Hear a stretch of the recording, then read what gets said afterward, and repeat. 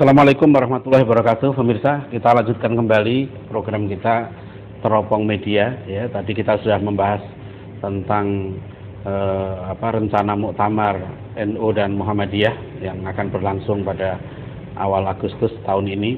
Ya, saya sekarang masih di Hefcik ini dan ditemani oleh minuman yang menyehatkan, insya Allah. Ya, ini dengan izin Allah ini terkenal, pemirsa, ini namanya kopi Radix. Ya, ini kalau di Hefcik sekarang minuman favorit.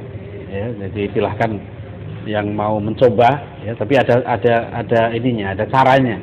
Ya, kalau memasak kopi Radix ini harus sampai mendidih dan keluar minyak, sehingga khasiatnya itu insya Allah cukup menyegarkan. Ya, saya ada sedikit gangguan mah.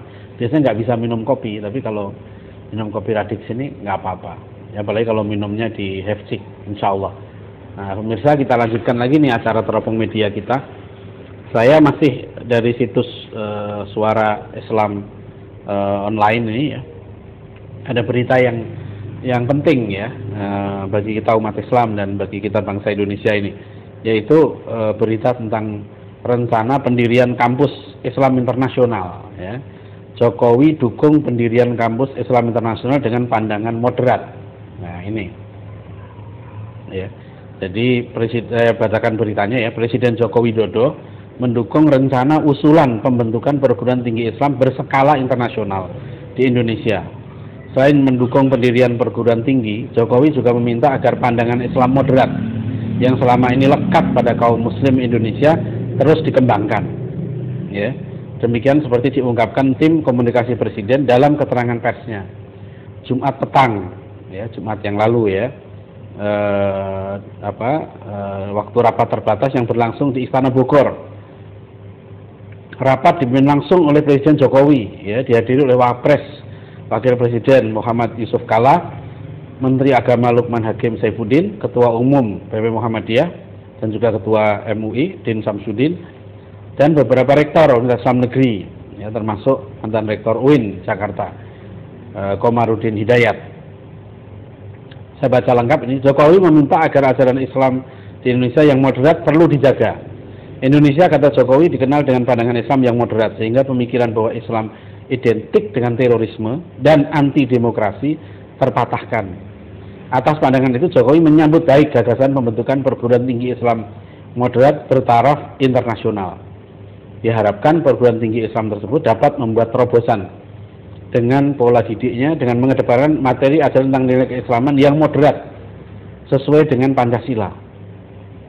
Nah, bila hal itu diwujudkan, maka di kemudian hari Indonesia akan mampu melahirkan ilmuwan Islam seperti Ibnu Sina, Ibn Rushd, ya, dan pemikiran dan ilmu pengetahuannya diakui dunia sampai saat ini. Ya, jadi pemirsa, tentu saya ingin memberikan beberapa catatan, ya, ulasan, ya, kita teropong nih berita ini, gitu, ya. Pertama tentang saya bersyukur, ya, Presiden Jokowi yang tentunya kita paham beliau bukan berasal dari aktivis organisasi Islam, ya, tapi memberikan dukungan, ya, terhadap rencana pendirian kampus Islam internasional, ya.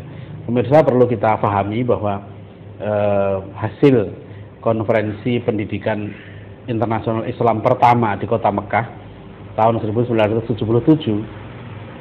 yang kemudian terkenal dengan proyek Islamisasi ilmu, ya, waktu itu kemudian merekomendasikan, ya, dunia Islam untuk membangun proyek-proyek Universitas Islam Internasional itu.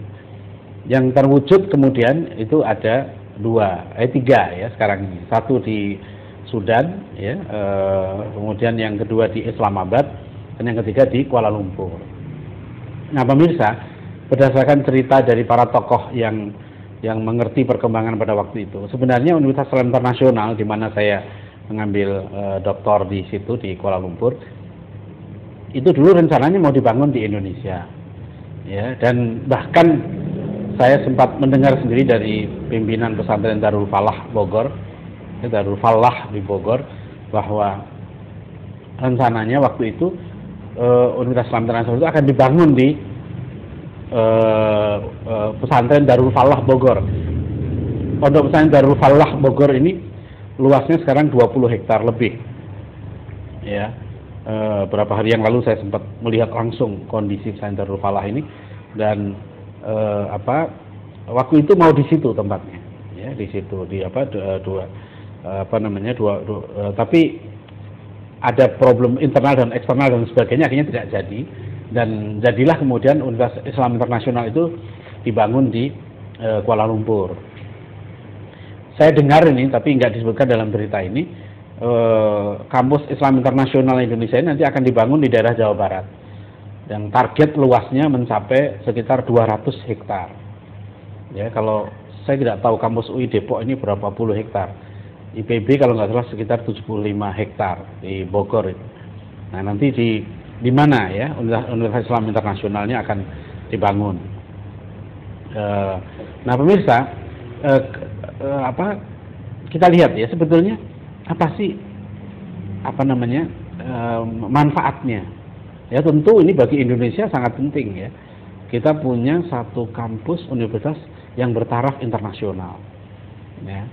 Tapi tentu yang lebih penting bagi kita bukan soal nasional, internasional atau lokalnya, tapi substansi pendidikannya itu. Ya, lepas dari itu pemirsa, saya belum masuk ke dalam bagaimana, tentu ini masih panjang ya. Di dalamnya bagaimana dosennya siapa, kurikulumnya bagaimana nanti, sistem pendidikannya seperti apa, ya, program pendidikannya seperti apa, itu masih akan kita tunggu dulu. Ya, karena sebenarnya kita ini telah memiliki banyak universitas Islam di Indonesia ini. Ya, yang saya sekarang aktif di Universitas Ibnu Khaldun di Bogor, ya, itu sudah berumur 54 tahun. Ya, Universitas Ibnu Khaldun Bogor ini berdiri awal tahun 60. Ya. Kemudian kita Jogja, kita ada Universitas Islam Indonesia, malah itu berdiri sebelum Indonesia merdeka. Di Semarang kita kenal ada Universitas Sultan Agung, ya, itu juga Islam yang cukup tua, berdiri tahun 60-an juga. Di Bandung kita kenal ada Unisba, Universitas Islam Bandung, ya. Di Riau ada UIR, ya, Universitas Islam Riau. Di Medan ada UISU, Universitas Islam Sumatera Utara. Juga ada Universitas Al-Wasliyah. Ya, kita ke berbagai kota, ya. Di Makassar kita lihat sekarang ada UMI, Universitas Muslim Indonesia. Ya, dan apalagi sekarang dengan munculnya universitas NU, ya, Muhammadiyah, apalagi yang sangat besar di Malang. Kita punya Universitas Muhammadiyah Malang yang bukan cukup lagi, sangat megah. Ya, bahkan untuk akreditasi tingkat kampusnya, ya, tingkat universitas itu sudah mengalahkan banyak universitas negeri. Ya, kualitas akademiknya juga diakui. Ini kita sudah memiliki banyak contoh, pemirsa, ya, yang barangkali biasanya selama ini kalau dikatakan Universitas Islam Internasional, ya, kenapa ini perlu, ya, langsung kepada dukungan presiden? Karena nanti biasanya Universitas Islam Internasional ini itu bisa bertabrakan dengan beberapa regulasi, seperti kasus yang di Malaysia. Misalnya harusnya kalau kampus itu bahasa pengantarnya seperti di Malaysia itu bahasa Melayu. Ya, tapi karena ini Universitas Islam Internasional Malaysia gitu ya, yang di Malaysia disebut sebagai UIA gitu ya, Universitas Islam Antarabangsa. Nah, itu menabrak itu beberapa aturan-aturan pendidikan. Jadi kalau langsung presiden yang menyetujui, aturan-aturan yang lain itu nanti bisa disesuaikan. Itu pentingnya. Jadi saya berharap paling tidak di tingkat perizinan, ya, di tingkat konsepnya, ya, itu sudah matang. Ya. Apakah nanti presidennya Pak Jokowi lagi atau tidak, tapi mudah-mudahan Pak Jokowi ini semasa beliau jadi presiden sempatlah gitu ya mewariskan, ya, satu pusat pendidikan Islam di tingkat universitas yang bertaraf internasional.